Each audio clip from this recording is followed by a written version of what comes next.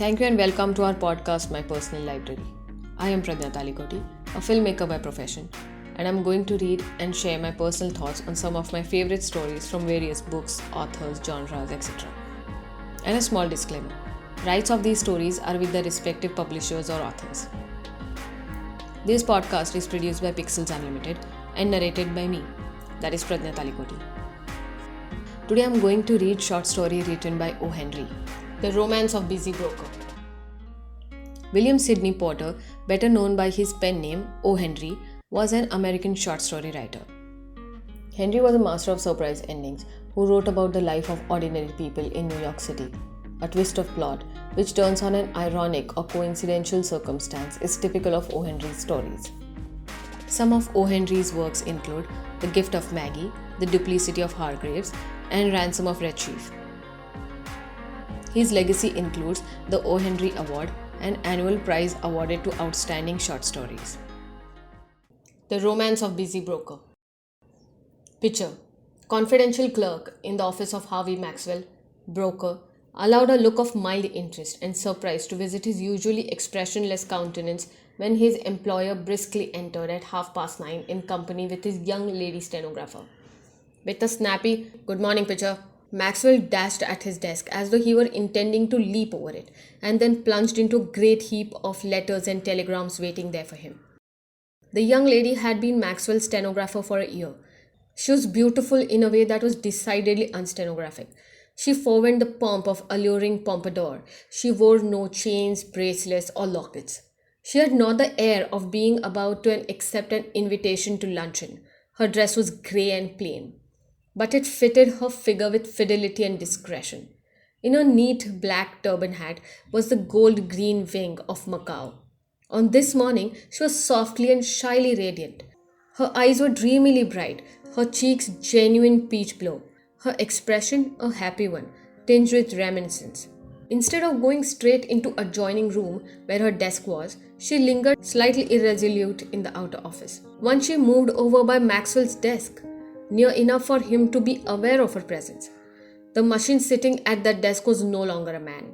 It was busy New York broker, moved by buzzing wheels and uncoiling springs. "Well, what is it? Anything?" asked Maxwell sharply. His open mail lay like a bank of state snow on his crowded desk. His keen grey eye, impersonal and brusque, flashed upon her half impatiently. "Nothing," answered the stenographer, moving away with a light smile. "Mr. Pitcher," she said to the confidential clerk, "did Mr. Maxwell say anything yesterday about engaging another stenographer?" "He did," answered Pitcher. "He told me to get another one. I notified the agency yesterday afternoon to send over a few samples this morning. It's 9:45 o'clock, and not a single pitcher hat or piece of pineapple chewing gum has showed up yet."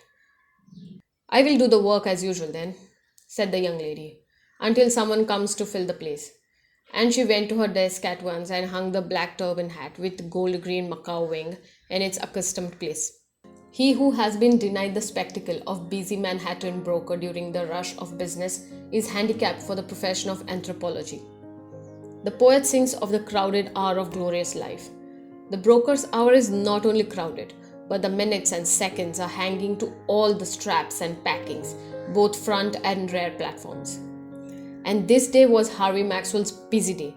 The ticker began to reel out jerkily its fistful coils of tapes.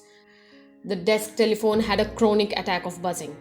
Men began to throng into the office and call at him over the railing, jovially, sharply, viciously, excitedly. Messenger boys ran in and out with messages and telegrams. The clerks in the office jumped about like sailors during a storm. Even Pitcher's face relaxed into something resembling animation. On the exchange there were hurricanes and landslides and snowstorms and glaciers and volcanoes, and those elemental disturbances were reproduced in a miniature in the broker's offices. Maxwell shoved his chair against the wall and transacted business after the manner of a toe dancer. He jumped from ticker to phone, from desk to door with the trained agility of a harlequin. In the midst of this growing and important stress, the broker became suddenly aware of a high-rolled fringe of golden hair under a nodding canopy of velvet and ostrich tips, an imitation sealskin squawk, and string of beads as large as hickory nuts. ending near the floor with a silver heart. There was self-possessed young lady connected with these accessories, and Pitcher was there to construe her. Lady from stenographer's agency to see about the position, said Pitcher. Maxwell turned half around with his hands full of papers and ticker tape. What position? He asked with a frown. Position of a stenographer? Said Pitcher. You told me yesterday to call them up and have one sent over this morning? You're losing your mind, Pitcher, said Maxwell. Why should I have given you any such instruction? Miss Leslie has given perfect satisfaction during the year she has been here. The place is hers as long as she chooses to retain it. There is no place open here, madam. Countermand that order with the agency. Pitcher, and don't bring any more of them in here. The Silver Heart left the office, swinging and banging itself independently against the office furniture as it indignantly departed. Pitcher seized a moment to remark to the bookkeeper that the old man seemed to get more absent-minded and forgetful every day of the world. The rush and pace of the business grew fiercer and faster. On the floor, they were pounding half a dozen stock in which Maxwell's customers were heavy investors. Orders to buy and sell were coming and going as swift as the flight of swallows.